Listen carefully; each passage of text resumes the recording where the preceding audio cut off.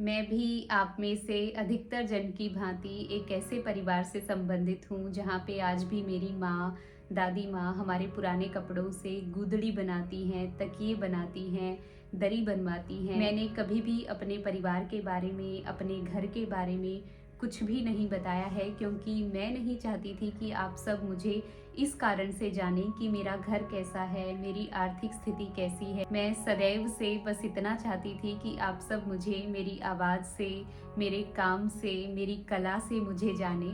और बहुत बहुत धन्यवाद प्रकृति का कि अभी ऐसा ही है।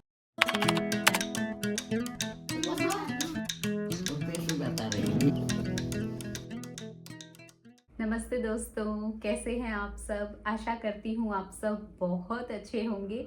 तो आज के इस छोटे से बड़े वीडियो में मैं आपको दिखाऊंगी अपना घर। मैं वहाँ क्यों नहीं रहती हूँ, यहाँ क्यों रहती हूँ, ये भी आपको बताऊंगी। चलिए शुरू करते हैं। मेरा नाम वर्षा है, जिसे आप आई वासु के नाम से जानते हैं। मैं हूँ हरियाणा के रोहतक जिले के एक छोटे से प्यारे से गाँव से। गांव में हमारा छोटा सा घर है जिसमें हम 13 लोगों का परिवार रहता है। 13 लोगों में सबसे बड़ी मेरी दादी माँ है, फिर मेरे पापा हैं, 2 चाचा हैं, चाची हैं, माँ हैं, 7 हम भाई बहन हैं, जिनमें मैं तीसरे नंबर पे आती हूँ। 7 भाई बहन, 4 हम भाई बहन हैं और 3 मेरे चाचा जी के बच्चे। सबसे बड़ा मेरा भाई है, फिर मेरी बहन है, फिर मैं आती हूँ और मुझसे छोटा मेरा एक और भाई है। भूमि हमारे घर की सबसे छोटी बच्ची है, जिसके बारे में आप सदैव पूछते रहते हैं कि भूमि कौन है, क्या लगती है। तो भूमि मेरी छोटी बहन है, वो मेरे चाचा की लड़की है। कुछ लोग तो सोचते हैं कि भूमि मेरी बेटी है, तो भूमि मेरी बेटी नहीं है। 20-21 साल तक अपने परिवार के साथ रहते हुए मुझे ये तो पता है कि वहाँ पे पढ़ाई कैसे करनी है, कहाँ बैठ के करनी है, पढ़ाई के लिए कैसे समय निकालना है। पर बात जब कला पे काम करने की आती है, वीडियोस बनाने की आती है, रिकॉर्डिंग करने की आती है, तो ये सब वहाँ पे संभव नहीं हो पाता है।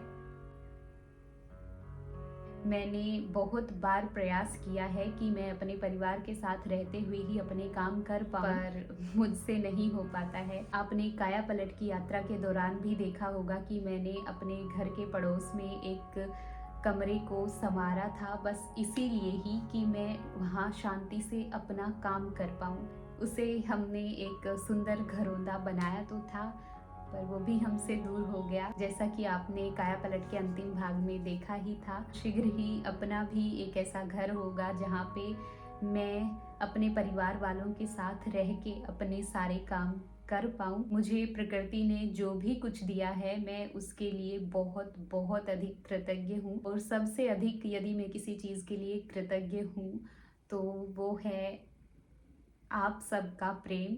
आप नहीं जानते हैं कि YouTube के कारण, आप सबके कारण मेरे जीवन में मैं कितनी सारी चीज़ों से मुक्त हुई हूँ। बस मैं इस चीज़ के लिए एक एक दिन, एक एक क्षण बहुत बहुत धन्यवाद करती हूँ।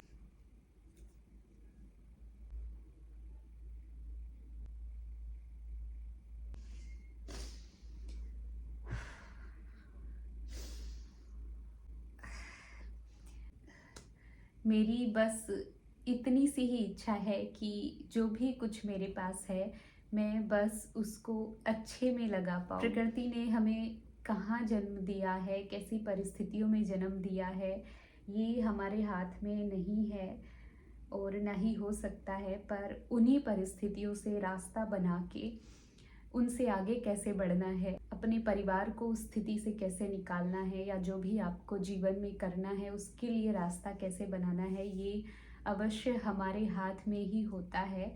और मेरा यहाँ रहना, जो भी मैं अपने जीवन में कर रही हूँ वो सब कुछ करना मेरी इसी यात्रा का एक हिस्सा है। मैं इसी उत्साह के साथ हर दिन जीना चाहती हूँ और मैं बहुत संतुष्ट हूँ। बातें बहुत सारी हो चुकी हैं, तो अभी चलते हैं। उससे पहले मैं थोड़ी सी तैयार हो जाती हूँ। जैसा कि मैंने पहले भी बताया था कि क्योर स्किन ऐप से मैं अपनी त्वचा का ट्रीटमेंट ले रही हूँ। यहाँ पर फोटो के माध्यम से समय समय पर मेरी समस्या की जांच की जाती है। डॉक्टर्स द्वारा कस्टमाइज किट का सुझाव दिया जाता है जिसे मैं निरंतर प्रयोग कर रही हूँ, जिसके मुझे काफी अच्छे परिणाम मिले हैं। यहाँ पर डॉक्टर्स बार बार बदलते नहीं। त्वचा की जाँच के पैसे नहीं लगते, बस प्रोडक्ट्स के लगते हैं। तो आप प्ले स्टोर से क्योर स्किन ऐप डाउनलोड करके ट्राई कर सकते हैं। क्योर स्किन ऐप का लिंक मैंने डिस्क्रिप्शन और पिन कमेंट दोनों में डाल दिया है। मेरा कूपन कोड वासु100 प्रयोग करेंगे तो आपको 100 रुपए की छूट मिल जाएगी।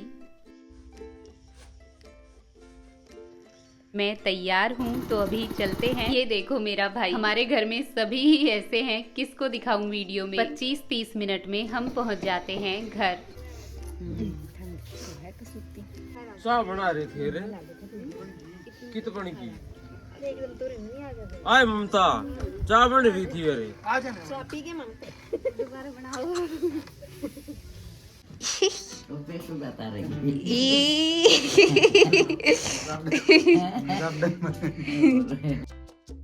घर का मुख्य द्वार खुलते ही आती है दादी माँ की खाट।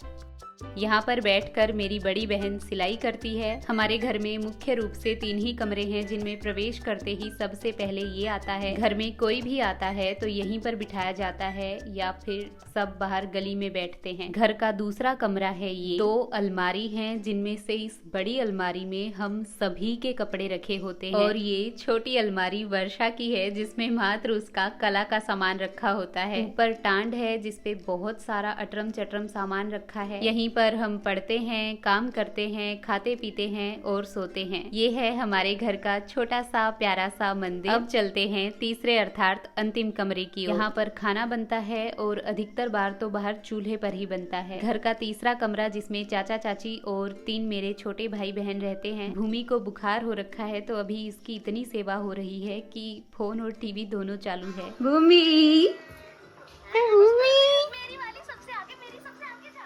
ये हमारे घर का घेर है जहाँ पे कुछ कुछ सब्जियां बो रखी हैं। तो दोस्तों, जितना मेरे अधिकार में था मैंने अपने घर के बारे में आपको दिखाया, बताया। अभी सब कुछ खाली इसलिए दिख रहा है क्योंकि मैं वीडियो बना रही थी। हमारे घर में ऐसी शांति कभी नहीं होती है, चहल पहल रहती है और जी लगता है। मेरा कुछ अधिक ही, क्योंकि मैं बाहर रहती हूँ और अपना घर तो अपना ही होता है।